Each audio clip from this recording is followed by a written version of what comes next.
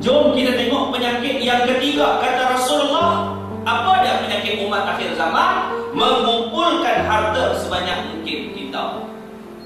Selagi ada duit, kita kumpul harta. Kumpul, tidak membelanjakan hartanya kepada jalan Allah.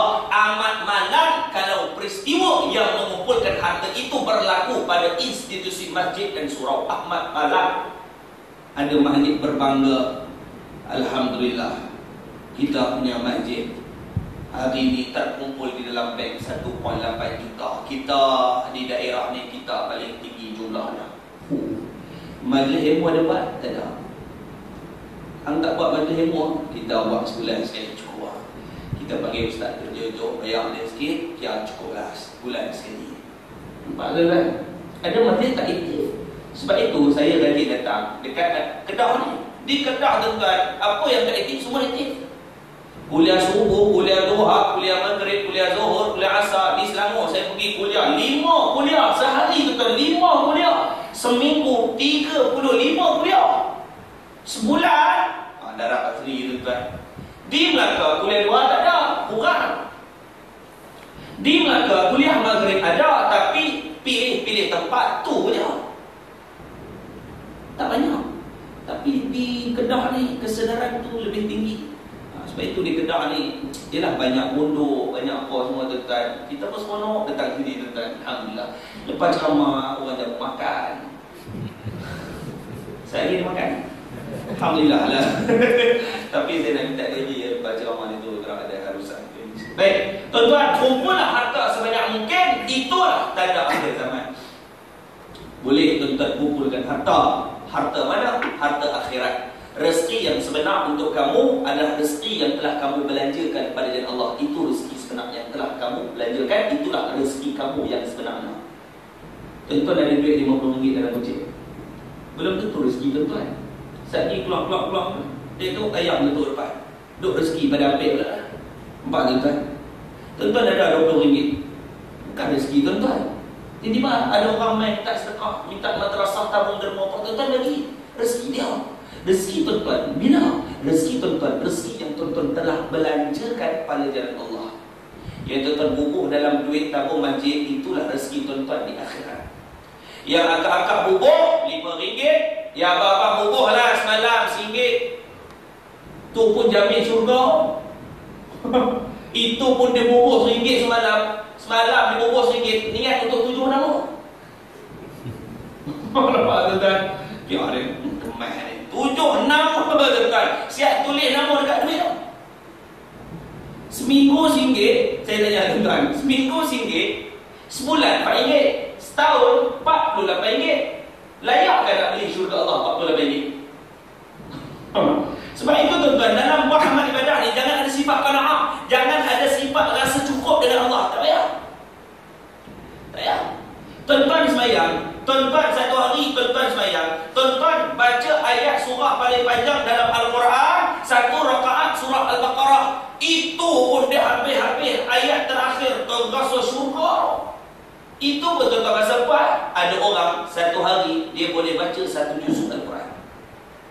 Kita baca satu hari 4 muka rasa kemal. Ada orang satu hari 1 juzuk. Kita baca satu hari 1 juzuk Quran. Ada orang baca satu hari khatam Quran. Saya pernah jumpa ada hamba Allah di Makkah. Dia ni budak tahfiz, dia punya baca laju tuan-tuan.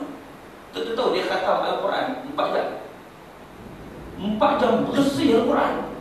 Kita pergi sat-sat dia dah sampai ujung, sat-sat dia sampai tengah. Tengok lagi dia sampai 3 sumur. Lah tahu-tahu sadaqallahul azim. Habis tuan. Dia baca laju Al-Fatihah senapas.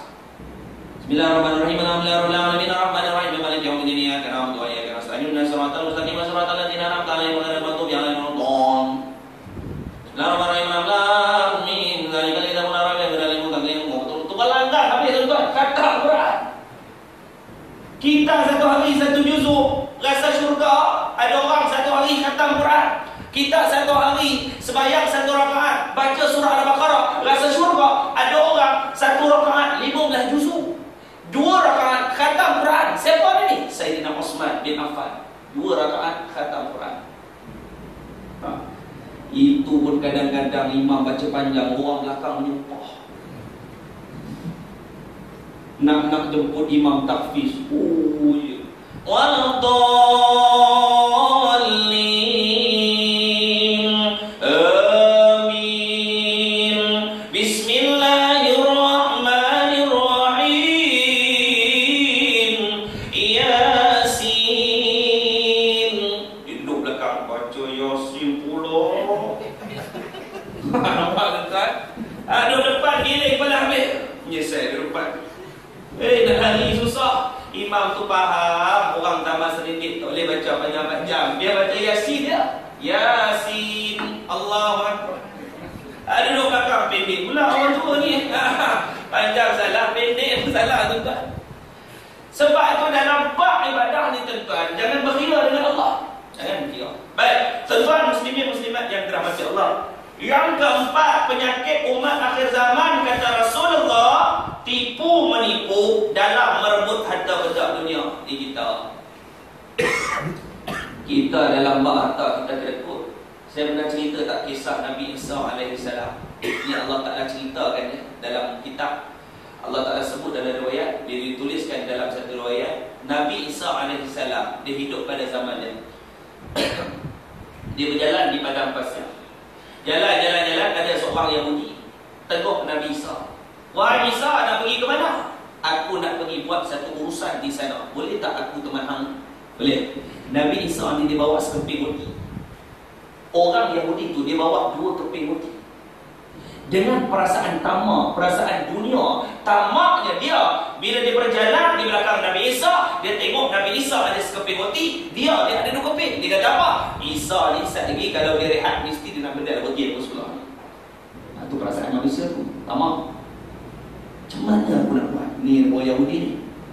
Dia bagi alasan, wahai Isa, penat, jom kita berehat. Nabi Isa kata, baik, kau tunggu dekat situ, aku cari tempat yang sesuai. Dapat tempat, jom kita rehat sama-sama. Nabi Isa mencari tempat. Yahudi tadi dia bawa 2 keping, dia makan sekeping cepat. Maknanya tinggal sekeping dekat Nabi Isa, sekeping lagi dekat orang Yahudi. Maka jumpalah tempat untuk berehat. Mereka bertemu. Kata Nabi Isa AS, jom kita berehat, jom kita makan roti masing-masing. Roti tuan, orang Kedah roti biskut. Biskut roti biskut. Mana satu tuan biskut tuan bagi apa? Roti bagi biskut. Mana tu balik tuan. Itu yang saya kahwin dengan orang Pok Sena tuan. Balik pertama kahwin tuan, mak mentua ajak nyomok, terkejut saya. Aku dah jom nyomok. Saya pun hebat dah orang Kedah habis bagi ajak pergi tu. Dia kata apa tu tak mau apa jom nyomok. Rupanya breakfast tuan. Nampak tuan. Baik tuan, tadi saya belajar satu perkataan, saya lupa apa nama. Saya ceramah dekat kampung tadi tu. Di apa kampung tadi, subuh tadi. Dia ajak di Kuala Kedah. Dia ajak saya satu perkataan. Dia bukan selut tuan. Tuan bagi apa? Selut. Bukan selut, ada lagi satu perkataan. Apa? Kelembok. Dia macam benda kelembok. Dia kata ustaz memang kelembok ustaz. Kenapa benda pula kelembok? Kita tak faham. Rupanya selut. Tuan, pasal orang sini. Baik tuan, muslimin muslimat yang dirahmati Allah. Cuma orang sini dia tu lah Panama tu. Lagi satu tuan. Dia tanya dia jawab tu lagi teruk. Di mana? Tak tahu. Dia tanya dia jawab. Makan pak tak tahu. Tu kita tu kena orang sini kan macam tu pun ya. Baik tuan. Baik tuan, muslimin muslimat yang dirahmati Allah. Kita cerita kat mana tu? Dekat? Roti tadi. Tentang roti tu pakai ingat. Dia bila dia makan roti satu-satu, Nabi Isa tanya, wahai Yahudi, aku nampak lagi sekeping tadi tu kau bawa. Mana lagi sekeping? Nabi Isa tanya. Wahai Isa, aku memang bawa sekeping tadi. Aku tak bawa 2 keping. Kau ni salah tengok ni. Ini sifat manusia bak. Pembohong, kedekut, tamak dengan dunia. Aku nampak 2 keping. Hang salah tengok ni, Isa memang sekeping. Nabi Isa kata, aku bukan nak ambil roti, aku nak tanya aja ni.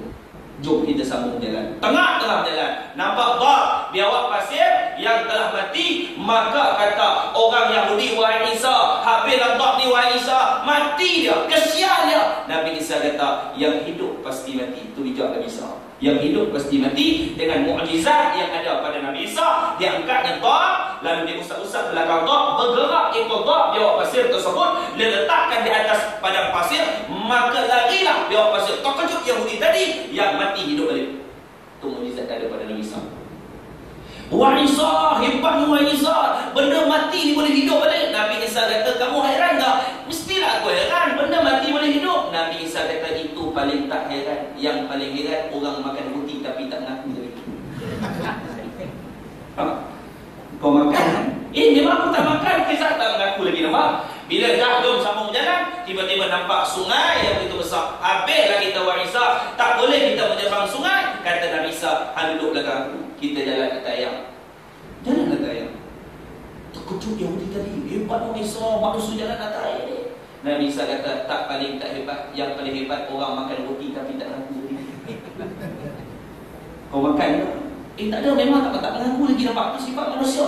Tiba-tiba berjalan, nampak 3 guni emas. Seseronok Yahudi tadi, Wah Isa, 3 guni emas ni Wah Isa, jom kita bagi 2. Nabi Isa kata, aku tak nak emas, aku nak bawa urusan. Rugilah kalau tak ambil emas ni, jom nak kaya ni. Nabi Isa kata, kalau betul-betul nak ambil emas tu ada 3, kita bagi dekat 3 orang. Mana lagi soal? Nabi Isa kata, ada 1 guni bagi kat aku, 1 guni lagi dapat kat aku, 1 guni lagi bagi dekat orang makan roti ni. Itu bijak Nabi Isa. Bagi dekat orang yang makan roti tadi, bagi dia. Terus aku yang makan tadi tu. Itu sifat manusia, tuan-tuan.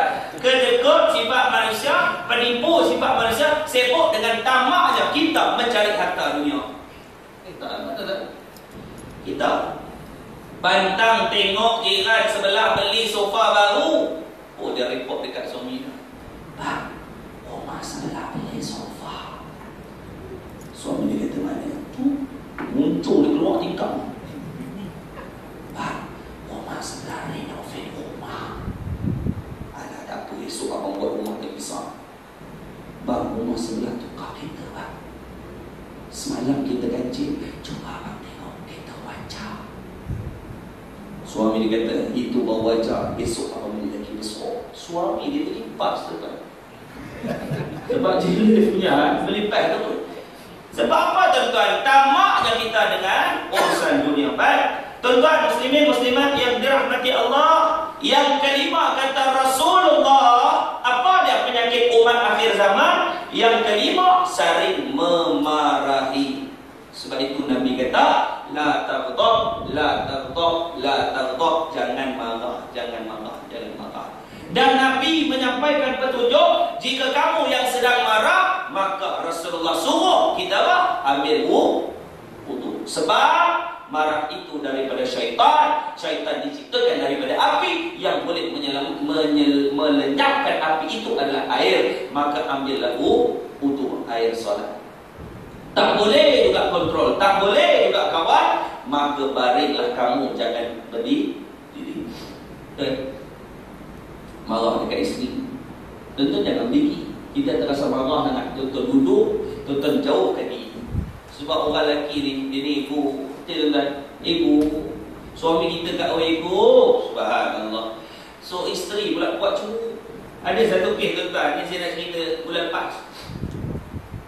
Ada seorang hamba Allah, dia berumur lebih kurang dalam 30 muda ni. Anak seorang datang ibu saya. Kita tengah mak ni, habis ceramah, dia kata, Ustaz, minta izin nak jumpa. Saya kata, boleh? Awak? Dia kata, Ustaz, saya nak abang Ustaz ni, nak abang salah tak abang salah. Saya kata, abang salah juga lebih kurang. Apa dia? Saya ni, isteri saya dapat isteri yang kuat sangat cemburu. Kuat semua cemburu. Isteri saya sampai setahap dia tulis surat khas untuk saya berhenti kerja. Saya pergi kerja, dia kata saya ni pergi dating, pergi mana. Lah dia buat surat Ustaz kepada majikan saya berhenti kerja 24 jam. Saya Ustaz, saya terpaksa berhenti kerja. Yang bekerja sekarang ni isteri saja. Dan yang malam sekali tu, dah dia tak bagi saya kerja. Dia suruh saya masakkan untuk dia makan tengah hari, makan petang, suruh saya siapkan anak-anak, dan saya pula dikunci di dalam rumah. Pintu grill, pintu papan, semua dikunci, tak bagi saya keluar. Ada juga isteri macam tu. Saya kata, abang kena kunci, yang abang ni boleh tumpah saya. Dia lagu mana? Saya keluar kot tandai. Tingkat tandai atas tu, dia panjat atas singki tu, keluar tu, pergi dengar ceramah. Kita sekarang dekat kawasan tu, kita nak cuba kita. Saya kata, ada orang jadi macam tu tuan. Saya kata, abang buat lagu mana? Dia tak tahu, saya dah panjat tandai, anak tinggal seorang. Dia ada, rumah saya ada Ustaz. Dia kata, isteri saya ada di dapur. Saya masuk bilik air, buka-buka lubang atas keluar tu. Saya kata, ada orang jenis macam tu tuan. Dia tak tahu nak buat apa. Itulah dia lebih kontrol. Saya kata, abang ni tak tegas dalam keluarga. Sebab itu yang perlu tegas dalam keluarga ni suami. Soal garang tak kisah mana-mana. Ada orang dalam keluarga mak lebih garang pada bapa. Ada bapa jenis lembut, sekejap je bapa. Buat apa pun dia. Buat salah pun dia. Rupanya bisu. Itu tak boleh buat apa-apa tuan. Kita yang mulut ni tuan-tuan, tegak. Kalau isteri buat salah, kita nak jadi bapa hebat, nak jadi suami hebat, kita tidak dikira jadi suami yang berjaya. Tidak dikira lagi. Sehinggakan isteri kita ni mampu ambil Quran, anak kita mampu pegang Quran, baca tanpa disuruh. Itu baru kita suami berjaya. Kita belum lagi ayah yang berjaya. Sekiranya anak kita dia dengar saja azan, dia boleh bangkit bangun, tutup televisyen kalau dia sedang tengok TV, dia sedang bermain, dia stop bermain. Dia dengar azan ni tuan-tuan, dia masuk bilik ayah, dia ambil wuduk dan dia solat tanpa disuruh. Itu baru isteri, itu baru mak, itu baru bapa yang berjaya.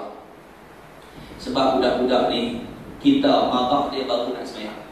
Kau dah semayang? Belum. Kau pergi semayang cepat. Budak tu semayang, agak-agak dia takut dengan Allah ke dia takut dengan kita? Dia takut dengan kita. Nampak tuan-tuan? Dia semayang pun kadang-kadang tidak menimbulkan kesan dalam hatinya. Baik. Tuan-tuan muslimin muslimat yang dirahmati Allah, yang keenam, penyakit umat akhir zaman yang terakhir kata Rasulullah, dengki mendengki sehingga jadi zalim menzalimi. Laku dah. Dengki, hasad tu dengki. Orang Melayu panggil hasad dengki. Hasad tu bahasa Arab, maknanya dengki. Kita ni gabung terus, hasad dengki. Orang kita panggil syak wa sangka. Syak tu bahasa Arab, maknanya sangka. Itu tak kena faham. Bahasa Arab ni ubah bari, ubah masuk. Ada orang makcik dia telefon saya, Ustaz, makcik daripada Taipei ni Ustaz, makcik nak pergi Kuala Lumpur. Yalah, boleh tak makcik semayang jimat? Saya kata apa itu ni? Jamak tu. Jamak lah, bukan jimat. Jimat dia datang lain, jamak lain. Dia ubah bari, ubah masuk. Jinnah, jin, jannah, syurga, junnah, perisai, lain. Iyyaka na'budu wa iyyaka nasta'in. Kepada matahari kami sembah, kepada engkau ya Allah kami sembah, kepada engkau ya Allah kami minta tolongan. Itu ada satu, tuan-tuan buang satu. Iyyaka na'budu wa iyyaka nasta'in. Kepada matahari kami sembah, kepada matahari kami minta pertolongan. Baik. Allahu Akbar, Allah Maha Besar. Allahu Akbar, kita marah anak. Bar, Allah gendang. Allahu Ikbar, Ikbar darah. Nampak tuan-tuan?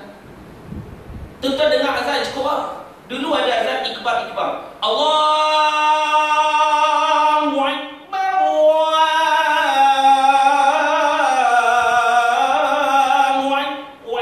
apa wait? Ada dia buat. Sekarang mana ada? Bila tuan-tuan seronok dengar azan, tu bulan Ramadan. Yang tak pernah semayang, dia tahu waktu buka puasa bila. Hari ni 7.28. Mana abang tahu tak pernah semayang? Buka. Bulan Ramadan dia tunggu waktu maghrib tu, dia 6 petang dah setiap tunggu. Tunggu depan nasi pukul 6. 6.30 duduk gaul laut. 7.10 duduk standby. 7.30 Allah mengap terus tuan-tuan. Semayang tidak. Sekarang tibalah waktu berbuka puasa bagi negeri-negeri waktu kawasan yang sama waktu dengannya. Allahu Akbar, Allahu Akbar. Itu azan buka puasa. Tanda-tanda besar bulan Ramadan. Sekarang ni, tuan tahu apa tanda-tanda besar bulan Ramadan? Tuan tengok lagi sebulan. Iklan berbisik. Itu tanda besar. Kelazatan buah kurma dari timur tengah besar. Tengok. Itu nak puasa tu. Sekarang belum nanti tuan. Ada tengok nanti dia keluar. Baik tuan. TV satu azan, anak kita dok ngadak TV. TV dua pun azan. Allahu Akbar, Allahu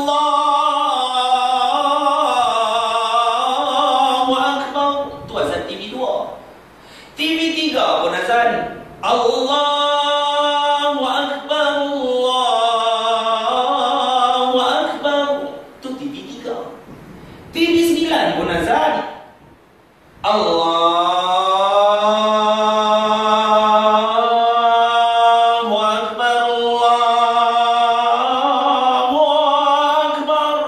Tu di Mekah pun tak semayang. Dalam TV bukan main sedap azan tak semayang. Apatah lagi orang kampung kita yang tak sedap. Lagi tak semayang. Ayalal pala tu dia tuan-tuan. Kena Tok Bilal dia menilai tu lagi teruk.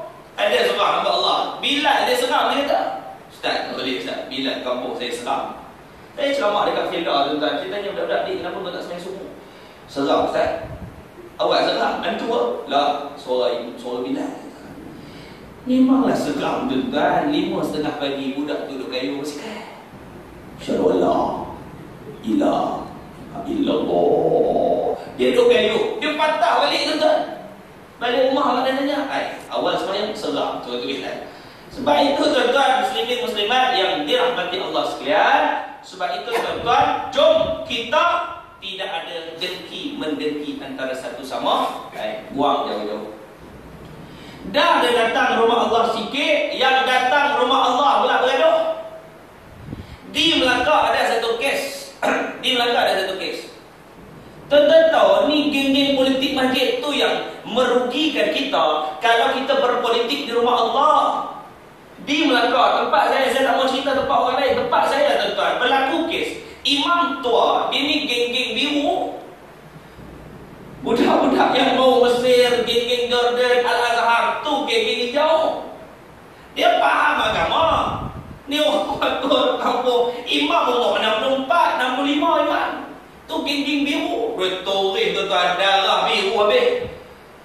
Geng-geng Azhar, toreh hijau tuan-tuan.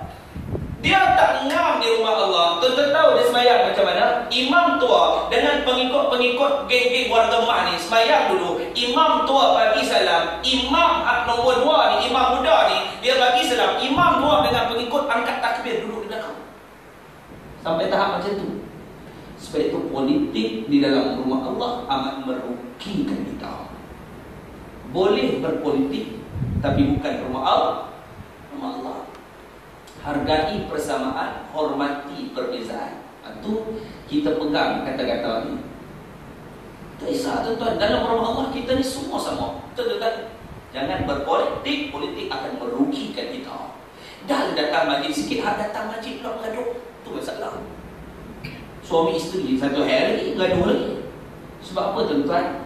Jom kita buang jauh-jauh sifat zalim menzalimi, kita buat hasad dan dengki. Kita buang jauh-jauh sifat ini. Baik, tuan-tuan muslimin muslimat yang dirahmati Allah sekalian. Sebab itu tuan-tuan, Nabi sebut tentang 6 penyakit ini. Jom kita tengok balik. Yang pertama, kurangkan bersukaria. Sebab Nabi kata akhir zaman manusia ni tuan-tuan lebih seronok dengan hiburan. Kawal TV, kawal radio, kawal anak-anak berhibur. Ya, di IPTA, tuan-tuan ingat tuan-tuan rasa tenang ke anak-anak belajar di luar negara contoh, atau anak-anak kita belajar di IPTA? Tuan-tuan ingat rasa tenang? Belum tentu tuan-tuan. Sekarang di IPTS terkenal dengan anak-anak muda yang mengambil syabu pil kuda. Saya ikon anti dadah kebangsaan. Kita buat program dengan budak-budak sekolah, remaja dan paling tinggi yang ambil pil kuda, syabu ni budak-budak universiti. Sekali dia ambil syabu ni tuan-tuan, mereka boleh tak tidur sampai beberapa hari. Selalu mereka ambil bila ni tuan-tuan? Waktu peperiksaan. Dia tahu minggu tu minggu besok dia ambil syabu tak tidur berhari-hari. Dia boleh study, dia boleh stay up tanpa ngantuk, tanpa letih, tanpa lesu. Habis kesan ubat tu, habis besok depa dia akan tidur berhari-hari.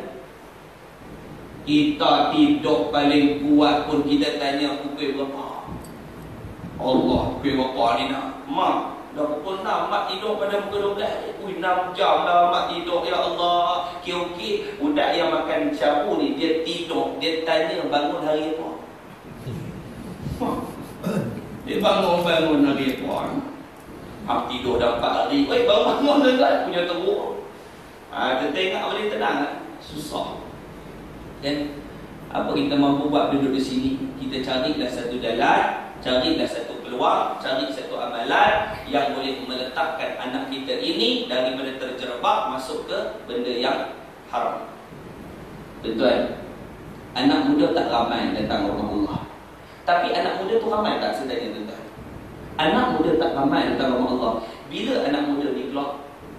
Waktu malam merdeka, waktu malam tahun baru. Itu ramai. Yang nombor 3, waktu bola. Tetapi stadium kosong semua anak muda tuan. Mana ada orang duk pakai jubah macam tuan, pakai jubah, pakai seraban pergi tengok bola. Mana ada waktu anak-anak muda. Lelaki perempuan berbonceng-boncengan. Sebab itu tuan-tuan, anak minta izin tengok bola. Tuan-tuan kena kenal dengan siapa anak kita keluar. Itu paling penting. Tuan-tuan. Baik, tuan-tuan muslimin muslimat yang dirahmati Allah. Sebab itu tuan-tuan, 6 penyakit ni dah timpa kepada umat akhir zaman sekarang. Tugas tuan-tuan lah untuk menyelamatkan. Nak wujudkan masyarakat yang hebat ni tuan-tuan. Kata Rasulullah, jom kita hubungkan silaturahim yang pertama. Hubung silaturahim. Nak hubung silaturahim lagu mana Ustaz? Pertama, ajak anak-anak kita ni bagi satu ni orang dengan salam. Tu selalu kita sebut. Bagi salam lah kepada orang. Budak-budak zaman lah mana ada bagi salam kepada orang tuan-tuan? Tak ada. Kita dulu, ayah kita, mak kita besar, jumpa orang bagi salam tepuk. Dan kita ni pun kenal. Dan kita pun kenal siapa kawan mak ayah kita. Tuan-tuan, mak ayah tuan-tuan meninggal dunia, tuan-tuan kenal tak dengan siapa dia kawan dulu? Tuan-tuan kenal. Sebab hubungan tu. Sekarang budak-budak ni tak tahu. Mak meninggal, ayah meninggal, anak dua-dua ada main handphone. Anak luar main handphone. Nampak ni tuan-tuan? Main handphone. Sebab itu tuan-tuan, anak-anak kadang-kadang jauh nak faham tentang pengurusan jenazah, kurang. Anak-anak muda tak nak ada pengurusan jenazah. Anak-anak muda tak tahu bab fardu ain, fardu kifayah. Sebab itu kita kena upgradekan ilmu kita. Nak dapat ilmu dekat mana? Ni rumah Allah Subhanahu wa ta'ala. Semayang pun angguk-angguk lagi. Oh, fail. Duk bagi salam, Assalamualaikum warahmatullahi wabarakatuh. Nampak tuan-tuan? Ada orang sebelum pergi umrah, okey, balik umrah cari betul-betul buah mai. Dia pergi tengok Pak Arab buat. Asyhadu an la ilaha illallah. Dia pergi umrah dia goyang. Tu yang dia balik sini goyang. Pergi umrah hari-hari ke Masjidil Haram, hari-hari Masjidil Haram. Balik umrah haram ke masjid. Nak istiqamah ni bukan senang. Tuan-tuan pergi umrah, tuan-tuan pergi waktu asar, lepas asar tuan-tuan balik ya. Dah, tuan-tuan stay sampai Syah.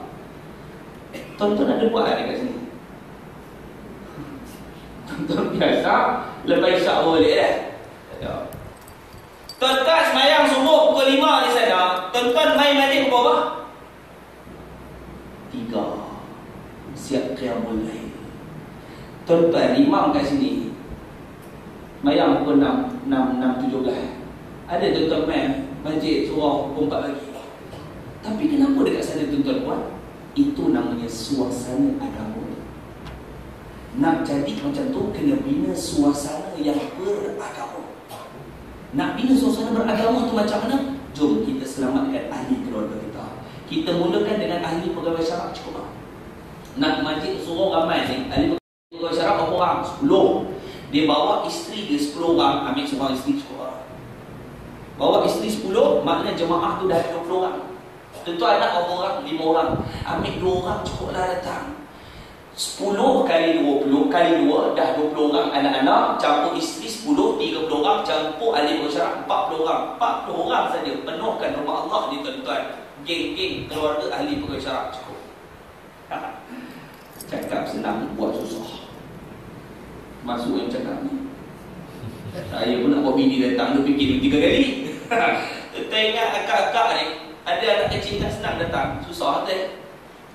Kadang-kadang dia fikir ada orang tu, ustaz, makcik kahwin lama ustaz. Tak ada. Saya kata, makcik ingat ada anak ni senang. Tentu anak dah besar lah, muncul anak dah besar boleh datang rumah Allah. Anak kecil-kecil kita ingat senang. Dia tarik, dia tampung mak dia, mak tengah semayang begini kepala mak. Subhanallah. Kadang-kadang tengah semua budak-budak duduk lari sini, tuan-tuan. Apa kali saya cakap? Tapi kita dah faham, budak-budak memang pattern dia begitu. Tak heran, yang paling heran kalau tengah ceramah bapak budak dah ni. Itu memang heran, tuan-tuan. Baik, tuan-tuan, muslimin muslimat yang dirahmati Allah sekalian. Sebab itu tuan-tuan, 6 penyakit ni tuan-tuan selamatkan keluarga kita, tuan-tuan selamatkan diri tuan-tuan daripada kita masuk kepada 6 penyakit ini. Buang jauh-jauh. Ini penyakit yang paling dekat dengan kita. Hasad dengki itu paling dekat. Sebab itu orang Melayu panggil PHD, perasaan hasad dengki. Orang baru nak buka kedai makan, kita cakap saat ni tutup lagi, tengok toke tu baru dah capuk sapu cat, baru nak dia cat, belum buka, baru nak sapu, dia kata apa? Pagi tutup tu. Itu dengki. Dengki tu datang pada mana? Hati kita. Tugas kita adalah bersihkan hati kita, insya-Allah. Baik, 9 suku dah tuan-tuan akak-akak kira akak itu kasihan. Saya tak mau duduk atas kursi, tuan-tuan mesti nak. Baik, tuan-tuan muslimin muslimat yang dirahmati Allah, cukuplah sekadar itu saja. Yang baik itu datang pada Allah SWT, yang buruk itu datang daripada kelemahan saya. Saya mengucapkan terima kasih jazakallahu khairan. Terima kasih banyak-banyak. Jika ada terkasar bahasa dan juga sebagainya, yang baik itu datang pada Allah. Jika ada terkasar bahasa daripada saya mohon ampun dan juga maaf. Sekiranya ada terkasar bahasa dan juga sebagainya, yang baik itu datang pada Allah, yang buruk itu datang daripada kelemahan saya. Jika ada keberkatan Allah pada malam ini, saya doakan tuan-tuan dimurahkan rezeki seluas-luasnya oleh Allah SWT.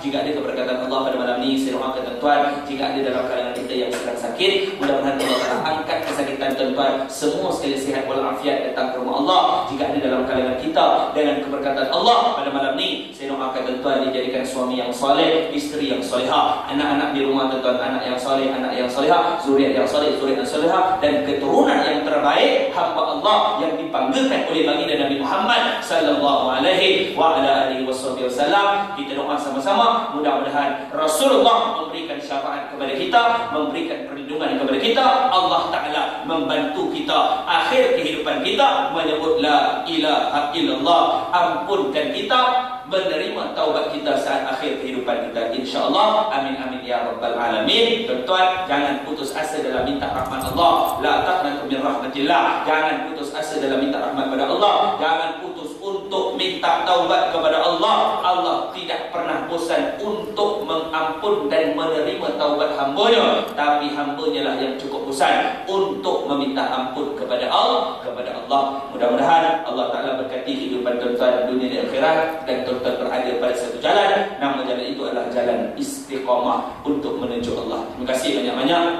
Saya rasa cukuplah sekadar itu saja. Aku qali hadza wa astaghfirullahal azim wa lakum wa lisairil muslimin wal muslimat fa ya fawzal mustaghfirin wa ya najat taibin. Assalamualaikum warahmatullahi wabarakatuh.